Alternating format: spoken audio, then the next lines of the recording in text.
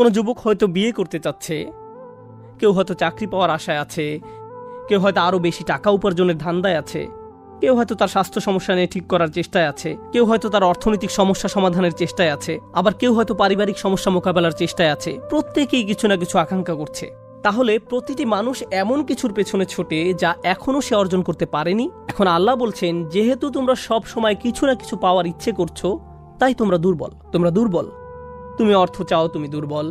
তুমি শান্তি চাও, তুমি দুর্বল। তুমি স্থিরতা চাও, তুমি দুর্বল। তুমি নিরাপত্তা চাও, তুমি দুর্বল। তুমি সুখ চাও, তুমি দুর্বল। আজকে ইনশাআল্লাহ আমি আপনাদের নিকট আল্লাহর একটি নাম আল কওয়ি এর উপকারিতা বর্ণনা করব। আল কওয়ি অর্থ শক্তিশালী, ক্ষমতাশালী। এই অসাধারণ শব্দটি দ্বারা আল্লাহর একটি নাম প্রকাশ করা হয়। শব্দটি শুনলেই আপনি বুঝতে পারেন এর মানে হলো আল্লাহ সর্বশক্তিমান। কিন্তু সূরাতুল হজের শেষের দিকে আল্লাহ যেভাবে এই শব্দটি ব্যবহার করেছেন সেটা অসাধারণ। আমি যুক্তি দেখাবো একজন বিশ্বাসীর জন্য আল্লাহর আল কওয়ি হওয়ার মানে কি তা উপলব্ধি করার জন্য আল কোরআনের সবচেয়ে গুরুত্বপূর্ণ জায়গাগুলোর একটি হলো সূরাতুল হজের এই অংশটি। আমরা তার সকল নাম বিশ্বাস করি, তার প্রত্যেকটি নাম কোনো না কোনোভাবে আমাদের উপকার করে, কিন্তু আল কওয়ি কিভাবে আমাদেরকে সাহায্য করে এটা শেখার অন্যতম একটা সেরা জায়গা হলো 22তম সূরাতুল হজের শেষ অংশ, যেন মানুষ তার সম্পর্কে একটি ব্যাপারে উপলব্ধি করতে পারে। তিনি বলেন, ইয়া আইয়ুহান নাস দুরিবা মাসালুন ফাসতামিউ লাহ। হে লোক সকল, একটি উপমা বর্ণনা করা হলো, অতএব তোমরা তা মনোযোগ দিয়ে শোনো। এভাবেই তিনি শুরু করেছেন, একটি উপমা দেয়া হলো, মনোযোগ দিয়ে শ্রবণ করো। তিনি সাধারণত এভাবে বলেন যে আল্লাহ একটি উপমা বর্ণনা করলেন, কিন্তু এখানে বলেছেন একটি উপমা প্রদান করা হলো, আমি একটি উপমা দিচ্ছি বলার পরিবর্তে। এটি একটি সাইড নোট, কিন্তু গুরুত্বপূর্ণ একটা অংশ। আমি এখন আপনাদের সামনে দাঁড়িয়ে আছি, আমার একটা নির্দিষ্ট রূপ আছে, আমার দাড়ি আছে, আমার পোশাক এইরকম, আমার মাথায় টুপি আছে। আমি কোরআন থেকে কিছু তেলাওয়াত করলে বা কোনো আলোচনা করলে সেটাও আপনারা দেখতে পান। কিন্তু এমন একটা পরিস্থিতির কথা ভাবুন, আপনারা আমার জন্য অপেক্ষা করছেন। এমন সময় 16 বছরের একটা কিশোর আসলো, তার বাহুতে ট্যাটু আঁকা, পরনে জিন্স, গায়ে টি শার্ট, মাথার পেছনের দিকে ফেরানো বেসবল হ্যাট। সে মাইকের কাছে এসে কথা শুরু করার আগেই কিছু লোক পালানোর জন্য দরজা খুঁজতে লাগলো। কিছু মানুষ ভাবতে লাগলো নামাজ বোধহয় আবার পড়তে হবে। কেউ কেউ ভাবতে লাগলো তাকে মঞ্চ থেকে সরানোর জন্য কি কেউ নেই, কেন সরানো হচ্ছে না। এর মধ্যে সে বক্তব্য দেওয়া শুরু করলো, আর সে আপনার জীবনে শোনা সবচেয়ে সেরা বক্তব্য রাখলো। সে বিভিন্ন জায়গা থেকে উদ্ধৃতি দিল এবং এমন অসাধারণ আলোচনা করলো যে জীবনে কখনো এমন শক্তিশালী কথা আপনি শুনেননি। আপনারা যারা তাকে দেখতে পাচ্ছেন তাদের পক্ষে তার কথা থেকে উপকার পাওয়া কঠিন হয়ে যাচ্ছে, কিন্তু যারা মসজিদের বাহিরে বসে আছে তারা তো তাকে দেখতে পাচ্ছে না। বাহিরের মানুষ শুধু তার কথা শুনছে, তো ভেতরের মানুষরা বলতে লাগলেন আস্তাগফিরুল্লাহ, আস্তাগফিরুল্লাহ। আর যারা বাহিরে তারা কি বলছেন? মাশাআল্লাহ, মাশাআল্লাহ। এই উদাহরণটি পেশ করার কারণ হচ্ছে মানুষ কারো কথা শোনার আগে তার চেহারা বা সুরতের দিকে লক্ষ্য করে। আমরা কারো বক্তব্যের চেয়েও তার পোশাক পরিচ্ছদ, তার চেহারা সুরতের দিকে বেশি মনোযোগ দিয়ে থাকি, এবং সেজন্য কারো পোশাকের দিকে তাকিয়েই বলি সে যাই বলুক না কেন তার কথা শোনার কোনো মানে হয় না। আবার আরেকজনের ক্ষেত্রে হয়তো বলি তার কথা বেশি মনোযোগ দিয়ে শ্রবণ করা উচিত, শুধু তাদের চেহারা সুরতের ভিন্নতার কারণে। কখনো কখনো হয়তো তাদের গায়ের রঙের কারণে, তাদের পোশাক আশাক বা বয়সের কারণেও হতে পারে। কোনো ব্যক্তি তার মুখ খোলার আগেই তার পোশাক আশাক অথবা চেহারা সুরতের দিকে তাকিয়ে আমরা মনে মনে একটা সিদ্ধান্ত নিয়ে ফেলি, লোকটার কথা শুনবো নাকি শুনবো না। এই আয়াতে আল্লাহ বক্তার উপর থেকে ফোকাস সরিয়ে ফেলেছেন। তিনি বলেছেন একটি উপমা প্রদান করা হলো। আল্লাহ এই উপমাটি দিচ্ছেন অথবা রাসূলুল্লাহ সাল্লাল্লাহু আলাইহি ওয়াসাল্লাম দিচ্ছেন, এই ব্যাপারটা আপাতত একদিকে সরিয়ে রাখুন। উপমাটি কে দিচ্ছে তার দিকে মনোযোগ না দিয়ে উপমাটির দিকে মনোযোগ দাও। কারণ এই পৃথিবীতে এমন বহু মানুষ রয়েছে তারা যখনই শুনে আল্লাহ বলছেন তখনই বিরক্ত হয়ে মনে মনে বলে ওঠে আবার ধর্ম নিয়ে লেকচার দিতে আসছে। যখনই শুনে রাসূলুল্লাহ সাল্লাল্লাহু আলাইহি ওয়াসাল্লাম বলছেন তখনই বিরক্তির স্বরে বলে ওঠে আবারও ধর্মীয় ব্যাপার। যখনই শুনে আল্লাহ বলছেন অথবা রাসূল সাল্লাল্লাহু আলাইহি ওয়াসাল্লাম বলেছেন তখনই তারা কথাটা শোনার আগ্রহ হারিয়ে ফেলে, তারা শুনতে চায় না। তাই আল্লাহ আযজা ওয়া জাল্লা এই অসাধারণ উপমা প্রদান করার সময় কি করলেন?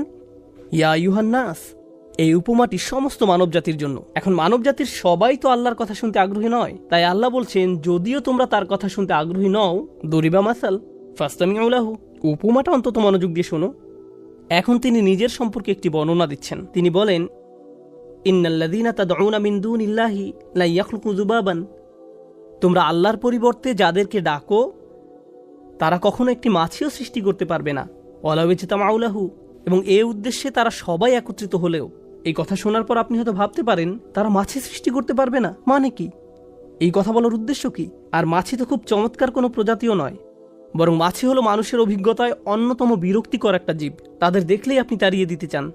সাধারণত নোংরা দুর্গন্ধময় জায়গায় তাদের দেখা যায়, আর ভালো খাবারের উপর যদি মাছি বসে আমরা মনে করি তারা খাবার নষ্ট করে ফেলেছে, তাই আমরা তাদের তাড়িয়ে দেই। আল্লাহ বলছেন তারা কখনো একটি মাছিও সৃষ্টি করতে পারবে না। ওয়া ইন ইয়াসলুবহুমুয যুবাবা শাইআ লা ইয়াস্তানকিযুহু মিনহু, আর যদি মাছি তাদের কাছ থেকে কিছু ছিনিয়ে নেয় তারা তার থেকে সেটা উদ্ধারও করতে পারে না। মনে করুন আপনি কোনো খাবার খাচ্ছেন, এমন সময় একটা মাছি এসে আপনার খাবারের উপর 1 সেকেন্ডের জন্য বসলো, আপনি তখন হাত নেড়ে মাছিটিকে তাড়িয়ে দিলেন।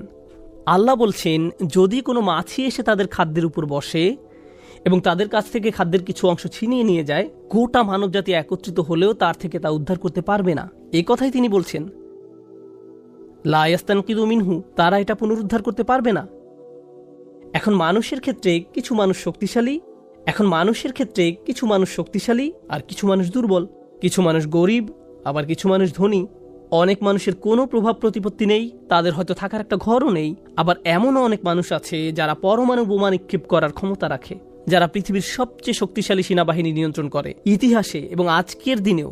এখন ফেরাউনের মতো রাজা যদি নিজ প্রাসাদে বার্গার খেতে বসে আর এমন সময় একটা মাছি এসে তার খাবারের উপর বসে, তাকে অসম্মান করে, ভাবতে পারেন রাজা খেতে বসলো আর কেউ একজন এসে বলল এই খাবারটা আমার খুব পছন্দের, আমি এই কেচাপটা খাবো, লোকটা মারা পড়বে।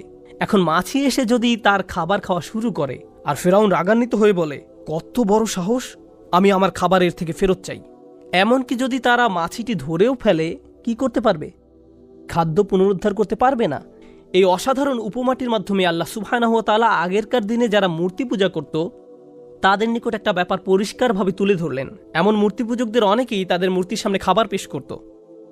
তারা দুধ, মধু, চকলেট, আইসক্রিম, আমি জানি না, যাই আনুক না কেন, মূর্তির সামনে এই খাবারগুলো পেশ করত। আর এই মন্দিরগুলো সাধারণত উন্মুক্ত থাকে।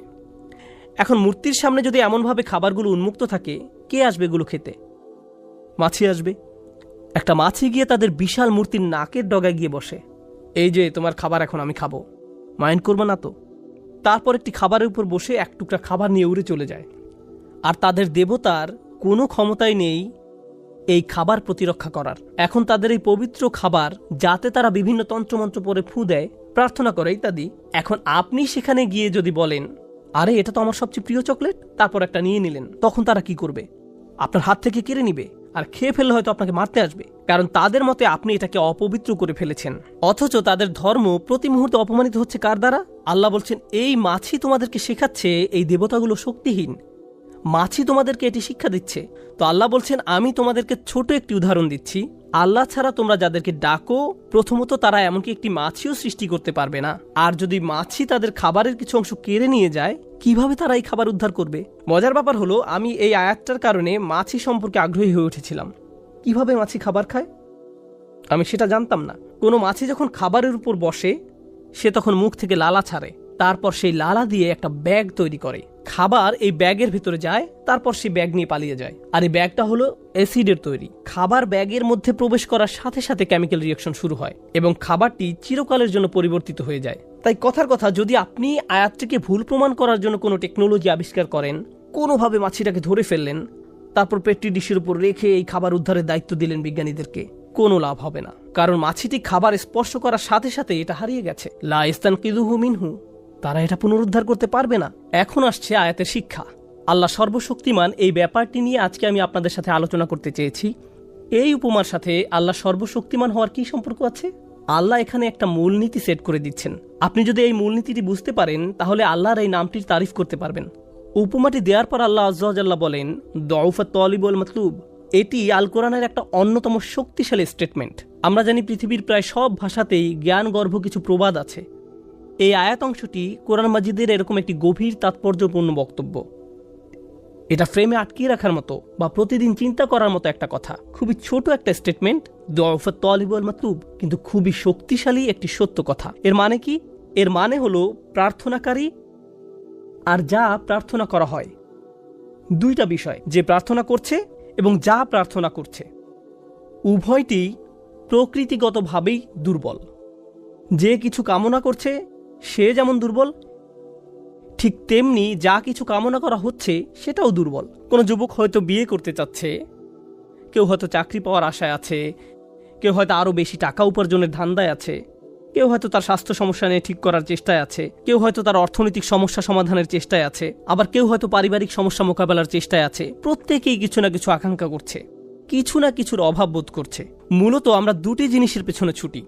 হয় আপনি এমন ভালো কিছুর সন্ধানে আছেন যা এখনো অর্জন করতে পারেননি, যেমন গাড়ি চালিয়ে কোথাও যাচ্ছেন আর রাস্তার পাশে চমৎকার একটা সুন্দর বাড়ি দেখলেন, তখন ভাবতে লাগলেন একদিন ইনশাআল্লাহ। অথবা কোনো গাড়ির দিকে তাকিয়ে মনে মনে ভাবেন একদিন আমিও এরকম একটা গাড়ি কিনবো। এরপর আপনি আপনার মোবাইল ব্যাংকের অ্যাকাউন্ট চেক করে দেখেন কত টাকা আছে। Not enough, not enough, not enough. এভাবে জমতে থাকলে আর মাত্র 12 বছর পরে এই গাড়িটি কিনতে পারবো। তাহলে প্রতিটি মানুষ এমন কিছুর পেছনে ছোটে যা এখনো সে অর্জন করতে পারেনি। এটা হলো এক ধরনের আকাঙ্ক্ষা। আর দ্বিতীয় ধরনের আকাঙ্ক্ষা হলো আমাদের জীবনে নানান রকম সমস্যা রয়েছে। আমরা হয়তো কোনো কঠিন গ্যারাকলে আটকা পড়েছি, বা কোনো গভীর দুঃখ, পারিবারিক সমস্যা, মানসিক অশান্তিতে আছি এবং আমরা এর থেকে মুক্তি চাচ্ছি। তাহলে হয় আমরা ভালো কিছু জীবনে যুক্ত করতে চাচ্ছি, অথবা খারাপ কিছু জীবন থেকে দূর করতে চাচ্ছি। সংক্ষেপে বলতে গেলে মানব জীবনের সকল চেষ্টা মূলত দুটো বিষয়কে কেন্দ্র করেই। এখন আল্লাহ বলছেন, যেহেতু তোমরা সব সময় কিছু না কিছু পাওয়ার ইচ্ছে করছো, তাই তোমরা দুর্বল। তোমরা দুর্বল। তুমি অর্থ চাও, তুমি দুর্বল। তুমি শান্তি চাও, তুমি দুর্বল। তুমি স্থিরতা চাও, তুমি দুর্বল। তুমি নিরাপত্তা চাও, তুমি দুর্বল। তুমি সুখ চাও, তুমি দুর্বল। তুমি সামাজিক পদমর্যাদা চাও, তুমি দুর্বল। তুমি ডিগ্রি চাও, তুমি দুর্বল। তুমি বিয়ে করতে চাও, তুমি দুর্বল। তুমি সন্তান চাও, তুমি দুর্বল। তুমি তোমার সন্তানকে বিয়ে করাতে চাও, তুমি দুর্বল। তুমি যে এই সমস্ত কিছুর আকাঙ্ক্ষা করছো তা তোমাকে কি বানাচ্ছে? দুর্বল। আর যে জিনিসগুলো তুমি কামনা করছো তাও দুর্বল। আচ্ছা, আমি বুঝলাম আমার যেহেতু এগুলো নেই তাই আমি দুর্বল, কিন্তু আমি যে জিনিসগুলো কামনা করছি সেগুলো কিভাবে দুর্বল? আচ্ছা, আপনাদেরকে একটা উদাহরণ দিচ্ছি। অনেক অনেক আগে আমি একবার অ্যাবনর্মাল সাইকোলজির একটা ক্লাসে উপস্থিত ছিলাম। তো আমাদের প্রফেসর এক যুবকের উদাহরণ দিলেন। ঘটনাটি ঘটেছিল 70-এর দশকের শেষ দিকে। সে সময় যুবকটি নিউ ইয়র্ক ইউনিভার্সিটিতে ক্লিনিক্যাল সাইকোলজির উপর পিএইচডি করছিল।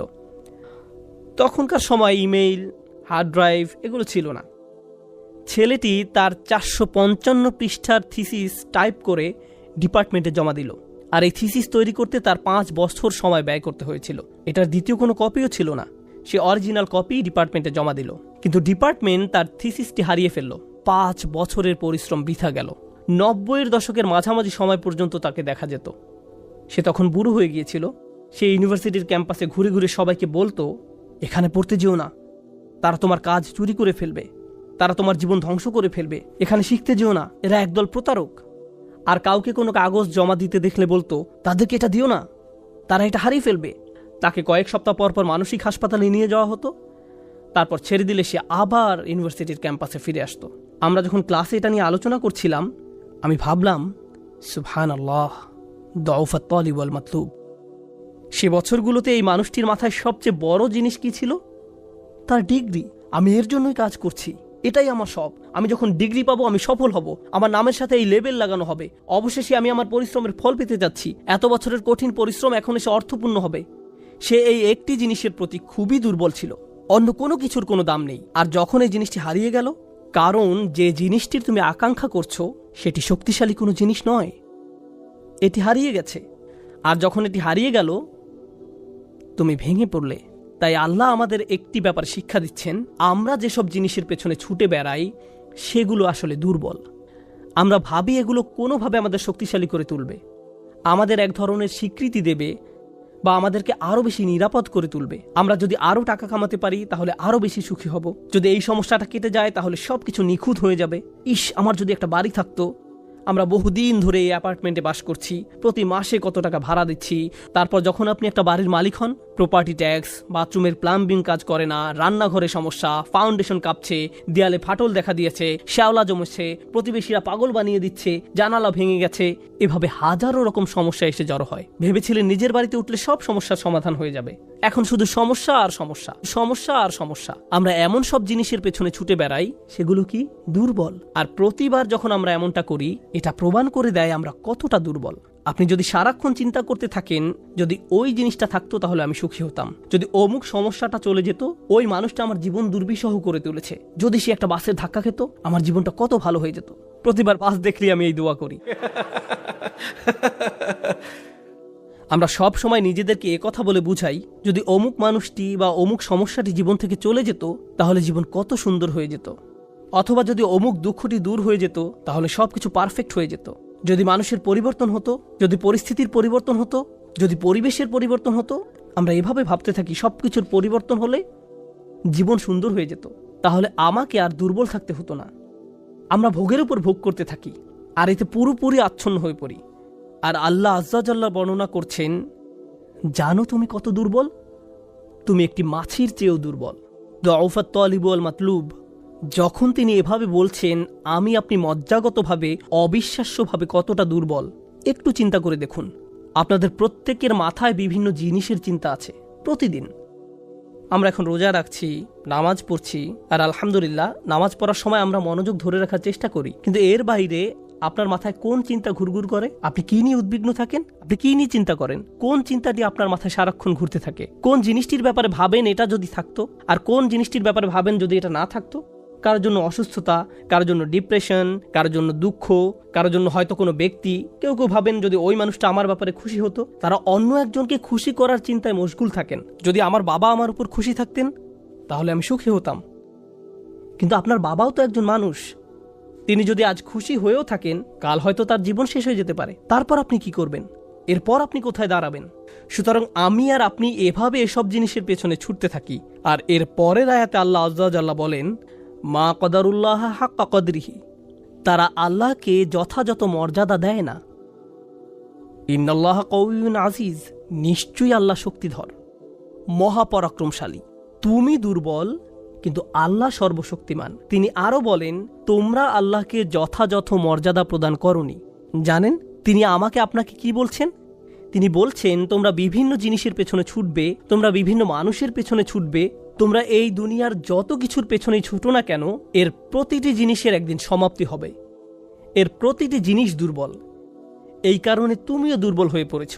এই জন্য তুমি বারবার দুঃখ ভারাক্রান্ত হয়ে পড়ছো। ফলশ্রুতিতে তুমি বারবার ক্ষতির সম্মুখীন হচ্ছ। কিন্তু শেষবারের মতো যখন তুমি এই সিদ্ধান্ত গ্রহণ করবে, তোমার যত চাওয়া পাওয়া আছে তার মাঝে সবচেয়ে বড় চাওয়া পাওয়া হলো তোমার মালিককে খুশি করা, যখন তুমি সব কিছুর উপরে আল্লাহর সন্তুষ্টিকে প্রাধান্য দাও, যখন তুমি সত্যিকার অর্থে তোমার অন্তর থেকে এটা করতে পারবে, একমাত্র তখনই, যেহেতু তিনি শক্তিধর।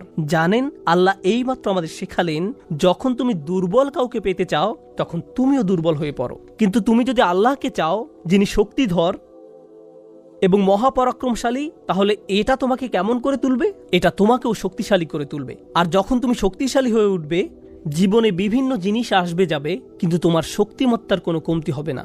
যে জিনিসের পেছনে তুমি ছুটছো তা ভেঙে পড়ার কারণে তখন তুমি আর ভেঙে পড়বে না, কারণ তুমি দুনিয়ার এসব তুচ্ছ জিনিসের চেয়েও অনেক অনেক উচ্চ একজনের সন্তুষ্টির অন্বেষণ করছো। আমি বলছি না যে আপনি এই দুনিয়ার কোনো কিছু চাইতে পারবেন না, কিন্তু আয়াতটি আমাদেরকে একটি ব্যাপারে শিক্ষা দিচ্ছে। আমরা যখন এসব পার্থিব বিষয় কামনা করব, আমরা বুঝবো যে এগুলো দুর্বল। পার্থিব এসব বিষয় জীবনে আসবে যাবে, কিন্তু আমরা কখনো আল্লাহকে হারাতে পারবো না। লক্ষ্য করুন, মানব জাতির ব্যর্থতা হলো যখন তারা পার্থিব কোনো জিনিস পেতে ব্যর্থ হয়, তারা আল্লাহকে ভুলে যায়। তাদের চাওয়া পাওয়ার জিনিসটি না পেলে তারা নামাজ পড়া ছেড়ে দেয়। তারা যা চায় তা যদি না পায়, তারা এভাবে বলে, এভাবে দোয়া করার অর্থ কি? তারা যখন তাদের আকাঙ্ক্ষার বস্তুটি পায় না, তখন দুঃখ হতাশা একেবারে ভেঙে পড়ে এবং বলে, আমি তো আল্লাহর সাথে কথা বলার শক্তিও পাচ্ছি না। এমনটি ঘটার কারণ হলো, সমস্যায় পড়ার পূর্বে আল্লাহর সাথে তাদের বন্ধন শক্তিশালী হয়ে ওঠেনি। যদি সে বন্ধনটি আগে থেকেই বর্তমান থাকতো, যেমন মূল যদি শক্তভাবে গাঁথা থাকে, তাহলে ঝড় এলে এদিক ওদিক দুলতে থাকে, সম্পূর্ণ ভেঙে পড়ে না, মূলের উপর দাঁড়িয়ে থাকতো। আর ঝড় চলে গেলে আবার ফল দেয়া শুরু করতো। এরকম একটা উপমার কথা কোরআনে অন্যত্র এসেছে, আসলুহা সাবিত ওয়া ফারউহা ফিস সামা। লা ইলাহা ইল্লাল্লাহ হলো এমন একটা বৃক্ষের মতো যার শেকড় মাটিতে এবং শাখা আকাশে উত্থিত। এটাই ঈমানের শক্তি। এই আধ্যাত্মিক শক্তির ধারণাটি আরও পরিষ্কার করার জন্য আমি আপনাদের নিকট একটা উদাহরণ পেশ করব। শক্তিকে আমরা বিভিন্ন জিনিসের সাথে সংযুক্ত করি। আমি বহু বছর আগে একটা ঘটনা নিয়ে কথা বলছিলাম, কিন্তু এখন এটি আমাকে অনুপ্রাণিত করে। যুক্তরাষ্ট্রের নিউ অরলিন্স অঙ্গরাজ্যের একটা পরিবারের একটা ঘটনা। পরিবারটা ছিল অনেক ধনী, তাদের গাড়ি ডিলারশিপের ব্যবসা ছিল, তাদের দোকান ছিল একেবারে সমুদ্র সৈকতের পাশে। তারা দামি দামি গাড়ি আমদানি করত এবং বিক্রি করত। এরপর হ্যারিকেন ক্যাটরিনা আঘাত হানল। ক্যাটরিনা এসেছিল বিশাল জলোচ্ছ্বাস নিয়ে এবং এর ফলে তাদের কেনা সকল গাড়ি ভেসে গেল। একমাত্র লেক্সাস এলএস মডেলের একটা গাড়ি বর্তমান ছিল এবং পরিবারটা এই গাড়িতে করেই হ্যারিকেন আক্রান্ত এলাকা থেকে পালিয়েছিল। দুর্যোগ শেষ হওয়ার কয়েক মাস পরে স্টেটের সবকিছু খুলে দেওয়ার পর আমি আবার তাদের সাথে দেখা করতে গিয়েছিলাম। যে পরিবারটি মাসে প্রায় 2 কোটি টাকা আয় করত, তারাই এখন সেই লেক্সাস গাড়িতে করে পিজা ডেলিভারি দিচ্ছে। পরিবারটি এখন এই কাজ করছে। এক ব্যক্তির পিজা দোকানের জন্য তাদেরকে হায়ার করা হয়েছিল। মা বাবা দোকানে পিজা বানাতো আর ছেলে লেক্সাসে করে সেই পিজা ডেলিভারি দিত। আমি যখন এটা দেখলাম, কল্পনা করতে পারেন অন্য কেউ যদি এরকম পরিস্থিতিতে পড়তো, অন্য কোনো মিলিয়নিয়ার যদি এভাবে দেউলিয়া হয়ে যেত, তাদের কি হতো? তারা সম্পূর্ণ হতাশ হয়ে যেত, মদের বোতল হাতে জীবন পার করে দিত। কারণ তারা মনে করত যা তাদের ছিল তাই তাদের শক্তিশালী করেছে। এখন যেহেতু এই সম্পদ হারিয়ে গেছে, আমার পক্ষে আর এই পরিস্থিতি মোকাবেলা করা সম্ভব নয়, এই ধরনের ক্ষতি সহ্য করা সম্ভব নয়। কিন্তু এই পরিবারের ক্ষেত্রে যখন আমি তাদের সাথে দেখা করলাম, সবাই খুবই শান্ত, নির্বিঘ্ন। বাবার অনেক বয়স হয়েছিল। এই রকম বয়সে এমন ক্ষতির সম্মুখীন হলে মানুষ হার্ট অ্যাটাক করে, উচ্চ রক্তচাপে ভোগে, কিন্তু এই মানুষটা সম্পূর্ণ শান্ত। তো আমি তাকে জিজ্ঞেস করলাম, কিভাবে এটা সম্ভব? আমি এমনকি আমার প্রশ্ন করাও শেষ করতে পারিনি। আমি শুধু বললাম, কিভাবে? তিনি হেসে উঠলেন। তিনি বললেন, যখন ব্যবসা ভালো ছিল আমি সারাক্ষণ ফোনে ব্যস্ত থাকতাম। শিপমেন্ট এসে পৌঁছেছে কিনা, পেমেন্ট দিতে দেরি হচ্ছে কিনা, কার কি ডেলিভারি দেওয়া প্রয়োজন, কাস্টমার খুশি কিনা, ট্যাক্সের হিসাব ঠিক আছে কিনা, কর্মচারীদের সমস্যা, অমুক সমস্যা, তমুক সমস্যা, এসব কারণে আমি কোনো মতে জুমার নামাজে উপস্থিত হতে পারতাম কোনো রকমে। কিন্তু এখনও তো টেবিলে খাবার আছে, এখনও তো আমাদের মাথার উপর ছাদ আছে, আর এখন আমি নিশ্চিন্তে মসজিদে গিয়ে নামাজ আদায় করতে পারি। আর সকালে ঘুম থেকে উঠে আমাকে কিচ্ছু নিয়ে ভাবতে হয় না, একমাত্র আমার রবকে মনে করা এবং তার কৃতজ্ঞতা জ্ঞাপন করা ছাড়া। আমার আসলে মনে হয় আমার জীবন শেষ হওয়ার পূর্বে আল্লাহ আমাকে সহজ জীবনের এই নিয়ামত দান করেছেন। সেই বাবা এটাই বলেছিলেন, কোনো সাধারণ মানুষের পক্ষে এভাবে কথা বলা সম্ভব নয়। আপনি যদি এমন কথা অন্য কোনো ব্যবসায়ীকে বলতেন, সে বলতো এই লোকটার মাথা নষ্ট হয়ে গেছে, তার সকল সেন্স নষ্ট হয়ে গেছে। আর এই জন্যই এখন সে তার মাথায় এই পরিস্থিতির একটা যৌক্তিকতা খুঁজে নিয়েছে। আপনাদেরকে একটা কথা বলছি, একজন মানুষের পক্ষে কেবল তখনই এভাবে কথা বলা সম্ভব যখন সে বুঝতে পারে যেসব জিনিসের পিছনে সে ছুটছে তা দুর্বল, কেবলমাত্র আল্লাহই শক্তিশালী। আর এমনও মানুষ আছে যারা বলে যে তারা ইসলামের ব্যাপারে কথা বলছে, কিন্তু তাদের মুখে একমাত্র যে কথাটা শোনা যায় তা হলো অন্য মানুষরা কি ভুল করছে। তাদের ইউটিউব চ্যানেল আছে, ফেসবুক পেজ আছে, ব্লগ আছে। এই মানুষগুলো অনেক পরিশ্রম করে অন্যের ভুল নিয়ে গবেষণা করার জন্য। আপনার জীবনে কি আর কিছু নেই? যাই হোক, তারা এমনটাই করে। তারা পড়াশোনা করে, তারা অনেক পড়াশোনা করে, আর তারপর বলে এই ভিডিওতে 87 নম্বর মিনিটে, ভাই আপনি 87 মিনিট ধরে শুনেছিলেন কেবল একটা ভুল ধরার জন্য? আল্লাহ সুবহানাহু ওয়া তাআলা বলছেন, উদউ ইলা সাবিলি রাব্বিকা বিল হিকমা ওয়াল মাউইযাতিল হাসানা ওয়াজাদিলহুম বিল্লাতী হিয়া আহসান। আল্লাহ বলছেন, মানুষকে ডাকো, তাদের আমন্ত্রণ জানাও তোমার রবের পথে। আমি আজকে এই আয়াতটির ব্যাখ্যা করব, আর আমার অনেক সময় লাগবে। আমি আগে আপনাদের বলে দিচ্ছি, আমি আপনাদের বলতে যাব না, মাত্র 5 মিনিট আছে, সেসব ভুলে যান। আজকে লম্বা সময় নিব, আমি আগেই জানিয়ে দিলাম। সবাই যাতে মানসিকভাবে প্রস্তুত থাকেন, কেউ যাতে না ভাবেন যে 9টা বেজে গেছে, বোধহয় তাড়াতাড়ি ছেড়ে দিবে। না, আমি সংক্ষেপ করব না। আমি আজকে সংক্ষেপ করব না, এটা দীর্ঘ এবং একঘেয়ে হবে। তো তিনি বলছেন, তোমার রবের দিকে ডাকতে থাকো হিকমার সহিত। কেউ কি জানেন হিকমা মানে কি? জানলে জোরে বলুন, একটা হিন্ট দিচ্ছি। প্রজ্ঞা। সাবাস। হিকমা অর্থ হলো প্রজ্ঞা। আমি আজকে যে ব্যাপারে তর্ক করতে চাই তা হলো, অধিকাংশ সময় আমরা ইসলামের ব্যাপারে প্রজ্ঞা ছাড়াই কথা বলি। আর আমরা যখন প্রজ্ঞার ব্যবহার করি না, মানুষকে ইসলামের দিকে আনার পরিবর্তে আমরা কি করি? তাদেরকে ইসলাম থেকে দূরে সরিয়ে দিই। আর আপনি প্রজ্ঞার সহিত তখনই মানুষকে আল্লাহর পথে ডাকতে পারবেন যখন আপনি তাদেরকে সেই পন্থায় ডাকবেন যেভাবে আল্লাহর বইয়ে তাদেরকে ডাকা হয়েছে। কিন্তু আমার মতে আমরা সেই পন্থা অবলম্বন করি না যা আল্লাহর কিতাব দ্বারা নির্ধারিত। আমরা আমাদের নিজস্ব উপায় ডাকি, আর এই পদ্ধতিগুলো একেবারেই বিফল।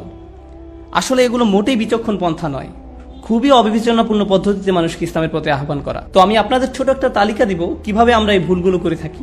বেশি বড় নয়, ছোট লিস্ট, আর আমি তাড়াতাড়ি বলে যাব।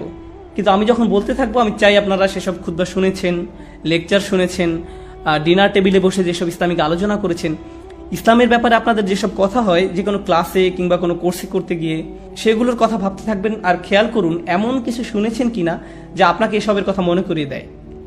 ইসলামের পথে আহ্বানের প্রথম অবিবেচনাপূর্ণ পদ্ধতি হলো আমরা বিরোধ নিয়ে কথা বলি। এই গ্রুপের সাথে সেই গ্রুপের তুলনা, এই শেখের সাথে সেই শেখের দ্বন্দ্ব, এই মাঝহাবের সাথে অন্য মাঝহাবের বিরোধ। তুমি এমন বলছো অথচ ওই শেখ অন্যরকম বলেছেন, তুমি তর্কে যেতে চাও? আর এমনও মানুষ আছে যারা বলে যে তারা ইসলামের ব্যাপারে কথা বলছে, কিন্তু তাদের মুখে একমাত্র যে কথাটা শোনা যায় তা হলো অন্য মানুষরা কি ভুল করছে। তাদের ইউটিউব চ্যানেল আছে, ফেসবুক পেজ আছে, ব্লগ আছে। এই মানুষগুলো অনেক পরিশ্রম করে অন্যের ভুল নিয়ে গবেষণা করার জন্য। আপনার জীবনে কি আর কিছু নেই? যাই হোক, তারা এমনটাই করে। তারা পড়াশোনা করে, তারা অনেক পড়াশোনা করে, আর তারপর বলে এই ভিডিওতে 87 নম্বর মিনিটে, ভাই আপনি 87 মিনিট ধরে শুনেছিলেন কেবল একটা ভুল ধরার জন্যে? অসাধারণ! আপনার মনোযোগের দৃঢ়তা দেখে আমি অবাক হচ্ছি। এই ভাই এমন কথা বলেছেন, আস্তাগফিরুল্লাহিল আযীম, এই জন্য এই ভাই আমাদের জন্য ফিতনা, সে মানুষকে জাহান্নামের দিকে ডেকে নিয়ে যাচ্ছে, ডাডা। এই আমার ব্লগের অ্যাড্রেস এই উম্মাকে এই ভাই থেকে রক্ষা করার জন্য। এই কথাগুলো আপনার কাছে পরিচিত মনে হচ্ছে? মানুষ কারো কারো কাছ থেকে উপকৃত হলে আমার কারো নাম উল্লেখ করতে হবে না। আমি এসবের পরোয়া করি না। আর আমি নিজের ব্যাপারেও বলছি না, কারণ আমি সত্যি এসবের পরোয়া করি না। আমি ইউটিউব ভিডিওর নিচে কমেন্ট করি বিনোদনের জন্য। কিন্তু হয়তো এমন কেউ আছে যার থেকে আপনি উপকৃত হচ্ছেন। হয়তো আপনি মুফতি মেং থেকে উপকৃত হয়েছেন, যাকে আমি অত্যন্ত ভালোবাসি, খুবই কুল। শেষবার যখন আমি এখানে এসেছিলাম, পিস কনফারেন্স চলছিল, আপনাদের মধ্যে কেউ কেউ সেখানে উপস্থিত ছিলেন। আমি মুফতি মেংকের সাথে সময় কাটাচ্ছিলাম, আর আমি তাকে বলছিলাম, তবে এটা বলার আগে আমি আপনাদের আরেকটা গল্প বলতে চাই। এটা আমার সাথে এ পর্যন্ত 2 বার ঘটেছে। আমি আটলান্টা জর্জিয়াতে ছিলাম। আমি এয়ারপোর্টে গেলাম, তখন এক সেনেগালিজ মহিলা আমাকে দেখে বললেন, আরে মুফতি মেংক? আমি বললাম, না, আমি জানি আপনি মুফতি মেংক, আপনি মিথ্যা বলছেন, মিথ্যা কথা বলছেন, আমি আপনার ভিডিও দেখেছি। না, আমি মুফতি মেংক নই। না, আপনি মিথ্যা বলছেন, ওয়াল্লাহি আপনি মুফতি মেংক। আমি আমার আর মুফতি মেংকের একটা ছবি বের করলাম আর তাকে দেখালাম, এটা হলো মুফতি মেংক আর এটা আমি। ওহো, আপনি দেখতে অনেকটা তার মতন। আচ্ছা, ঠিক আছে। ঠিক একই জিনিস ঘটেছে দোহাতে। এক ভাই আমার কাছে এসে বললেন, আপনি মুফতি মেংক তাই না? আর আমি কিছুটা ভেবে বলে ফেললাম, হ্যাঁ।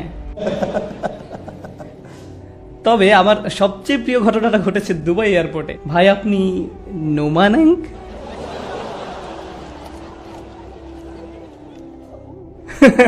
খুবই ভালো প্রশ্ন ছিল।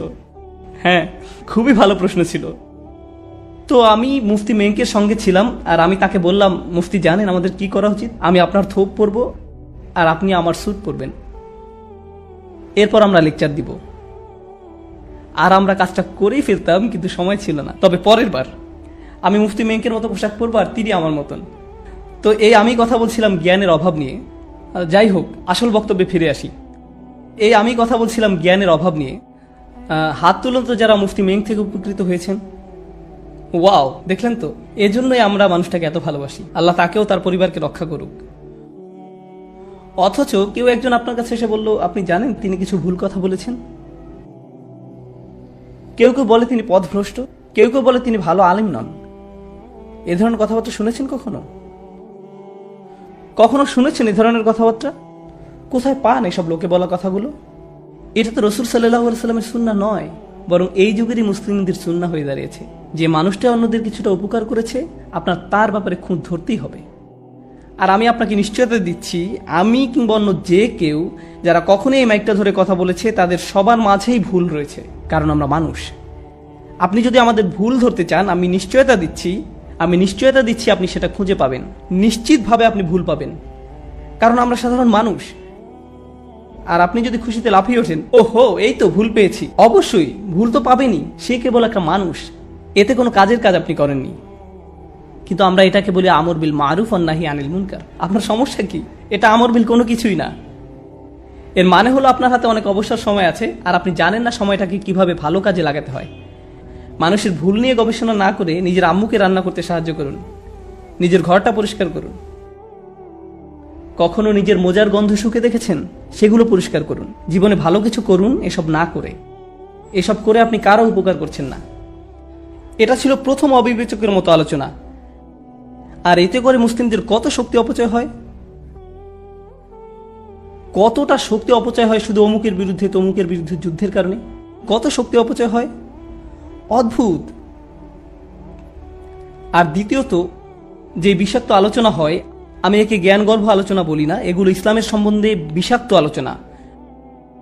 আর এই দ্বিতীয় ধরনের আলোচনা হয় যখন মানুষ নিজেরাই অন্যের বিচার করা শুরু করে। তারা আল্লাহর চেয়েও কঠোরভাবে আপনার বিচার করতে চায়, আল্লাহর চেয়েও কঠোরভাবে বিচার করতে চায়।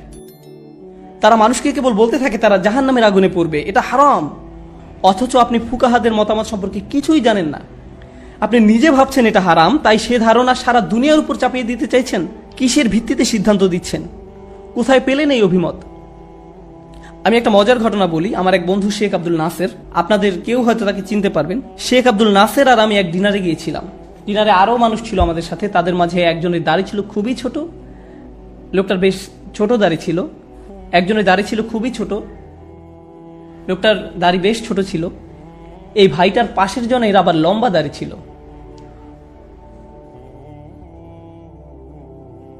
লম্বা দাড়িওয়ালা ভাইটা ছোট দাড়িওয়ালা ভাইটির দিকে তাকিয়ে বললেন, ভাই আপনার মুখটা তো হারাম। আর সে লোকটাকে ডিনারের টেবিলে অস্বস্তিতে ফেলে দিয়েছিল। আর আপনারা জানেন, যখন ফকিহ বিষয়ে আলোচনা হয় তখন আমি মুখ খুলি না, কারণ আমি ফকিহ নই, আমি আলিমও নই। কিন্তু শেখ আব্দুল নাসের আসলে একজন ফকিহ। আর তিনি তাদের কথা শুনছিলেন। বলা ভালো তাদের দুইজনেরই বয়স 20-এর বেশি নয়। ভাই আপনার মুখে এটা হারাম, হাদিসে বলা হয়েছে আপনার দাড়ি বড় করা উচিত। ঠিক তখন শেখ আব্দুল নাসের তার বারবিকিউ মাত্র মুখে তুলতে যাচ্ছিলেন, সেটা রেখে ছেলেটাকে সম্বোধন করলেন, ভাই আপনার এই হাদিসটা কোথায় পেয়েছেন? বুখারীতে আছে মনে হয়। কোন অধ্যায়ে? এই হাদিসের রাবিকে কে বর্ণনা করেছেন? কাদের কাছে বর্ণনা করেছেন? সাহাবার হাদিসটি কিভাবে বুঝেছিলেন? তাবেঈগণ কিভাবে বুঝেছিলেন? ইমাম বুখারী নিজে হাদিসটির ব্যাপারে কি বলেছেন? ফাথুল বারীতে এই হাদিসটির কি ব্যাখ্যা করা হয়েছে? মালিকি মাযহাবে কি ব্যাখ্যা হয়েছে? শাফিঈ মাযহাবে কি ব্যাখ্যা হয়েছে? তখন সেই ভাই বলল, আপনি আমাকে অস্বস্তিতে ফেলছেন, দয়া করে অপমান করবেন না।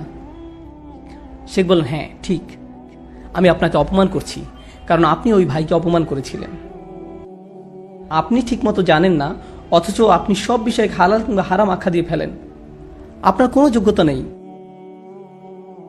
আপনার গভীর আলোচনার মধ্যে দিয়ে যেতে হবে এটা বলার আগে যে মহান আল্লাহ কোনো কিছুকে নিষেধ করে দিয়েছেন।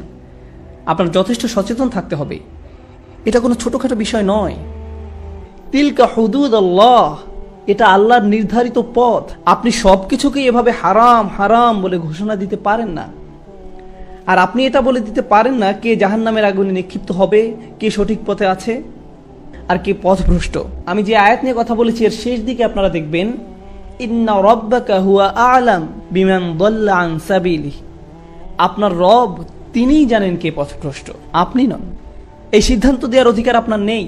কিন্তু আমরা খুব তাড়াতাড়ি মানুষকে বিচার করে ফেলি। আসলে আমরা মানুষকে বিচার করায় এতটাই দক্ষ যে মসজিদে ঢোকার সাথে সাথেই আমরা তার সম্পর্কে সিদ্ধান্তে চলে আসি। আপনি তার দিকে তাকিয়ে দেখেন, ও দাড়ি ছোট, তারপর টাকনুর দিকে তাকিয়ে দেখলেন, এতেই যা বোঝার বুঝে যান। কত জলদি আপনি মানুষকে জাহান্নামে পাঠিয়ে দিলেন। এটা খুবই ভয়ানক কাজ, মানুষের অন্তরে থাকা ইসলামকে বিচার করা। কেবল আল্লাহরই এই অধিকার আছে, তাদের বিচার করা আমাদের কাজ নয়। আমাদের এমন অবস্থানে রাখা হয়নি। তবে হ্যাঁ, যদি কেউ কোনো ভুল কাজ করে থাকে আর আপনি জানেন এটা অবশ্যই একটা ভুল, আপনি এ বিষয়ে খোঁজ নিয়ে দেখেছেন, আপনি নিশ্চিতভাবে জানেন যে এটা একটা ভুল, তাহলে আপনার উচিত ভদ্রভাবে তাকে সেই কাজ থেকে সরে আসার কথা বলা। আর হয়তো আপনার নিজ থেকে তাকে শুধরানোর দরকার নেই, অন্য কেউ তাকে সংশোধন করে দিলে ভালো হবে। আপনাকে কৌশল অবলম্বন করতে হবে। মাঝে মাঝে আপনি কারো সংশোধন করতে চাইলে তাতে উপকারের চেয়ে ক্ষতি বেশি। আমি যদি আমার বাবার ভুল সংশোধন করতে চাই, এতে ভালো কিছু হবে না। এটা ভালো পন্থা নয়। আমার উচিত আমার মায়ের সাথে কথা বলা, তারপর আমার মা আমার বাবার সাথে কথা বলবেন, এতে করে আমি কোনো ঝামেলায় পড়ব না। বুঝতে পারছেন আমি কি বলছি? মাঝে মাঝে আপনাকে প্রজ্ঞা ব্যবহার করতে হবে। সবসময় সরাসরি বলতে হবে এমন কোনো কথা নেই, এতে ভালো হওয়ার চেয়ে হয়তো খারাপই বেশি হবে। তো প্রথম বিষাক্ত কথা হলো ভেদাভেদ নিয়ে কথা বলা, যার ফলে মানুষ বিভক্ত হয়ে পড়ে, বিভিন্ন ধরনের গ্রুপ নিয়ে কথা বলা। দ্বিতীয়টা হলো মানুষকে অতিমাত্রায় বিচার করা। আর তৃতীয় ধরন হলো, জানি আমি একটু ইঙ্গিত দিয়েছি, আল্লাহর কিতাব এবং রসুল সাল্লাল্লাহু আলাইহি সাল্লামের সুন্নাহ নিয়ে অগভীর আলোচনা, এসবের গভীরতা একেবারেই না যাওয়া। আমি আসলে কি বোঝাতে চাইছি, আপনি যদি একটা খুতবা শোনেন যেখানে 30টি আয়াত বর্ণনা করা হচ্ছে, 20টি হাদিস বলা হয়েছে, একের পর এক আয়াত হাদিসের পর হাদিস বলেই যাচ্ছে, প্রত্যেক আয়াতের পেছনে তাহলে কতটা সময় ব্যয় হলো? কয়েক সেকেন্ডের মতো, তাই না? সাথে সাথে পরবর্তী আয়াতে চলে গেলেন, এরপর অন্য আয়াত, অন্য হাদিস, আবার অন্য আয়াত, কতটা সময় ব্যয় করলেন যে কোনো একটা আয়াত সম্পর্কে গভীরভাবে চিন্তা করতে? খুবই অল্প সময়। এটা আপনার জন্য ভালো নয়। খুবই অল্প সময়, এটা আপনার জন্য ভালো নয়। কোরআনের প্রত্যেকটি আয়াত, রাসূল সাল্লাল্লাহু আলাইহি সাল্লামের প্রত্যেকটি হাদিস নিয়ে গভীরভাবে ভাবতে হবে। আপনি যখন আমাকে একসাথে অনেক কিছু দিতে চাইবেন, আমি আসলে এদের একটির প্রতিও সঠিকভাবে মনোযোগ দিতে পারবো না। আল্লাহ কোরআনে অভিযোগ করেছেন, আফালা